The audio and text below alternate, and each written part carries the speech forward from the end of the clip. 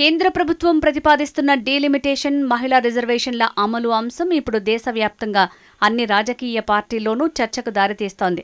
మహిళా రిజర్వేషన్లను 2029 ఎన్నికల నుంచి అమలు చేయటం, అదేవిధంగా అసెంబ్లీ నియోజకవర్గాలను, లోక్సభ స్థానాలను అన్ని రాష్ట్రాల్లో ప్రోరిటా ప్రకారం 50% పెంచటమనే అంశాన్ని ప్రతిపాదిస్తోంది.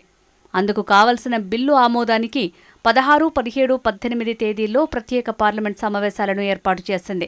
లోక్సభ స్థానాలను 543 నుంచి 850కి పెంచుతున్నట్టు కేంద్ర ప్రభుత్వం ప్రతిపాదించింది. సర్క్యులర్ను పార్లమెంట్ సభ్యులకు పంపింది. 131వ రాజ్యాంగ సవరణ ద్వారా డీలిమిటేషన్ ప్రక్రియను కేంద్ర ప్రభుత్వం చేపట్టనుంది. అయితే కేంద్ర ప్రభుత్వం చేస్తున్న డీలిమిటేషన్పై ప్రతిపక్ష పార్టీలు తీవ్ర అభ్యంతరం వ్యక్తం చేస్తున్నాయి. అఖిలపక్ష సమావేశం నిర్వహించకుండా డైరెక్టుగా పార్లమెంటు ప్రత్యేక సమావేశాలను పెట్టడాన్ని తప్పుబడుతున్నాయి.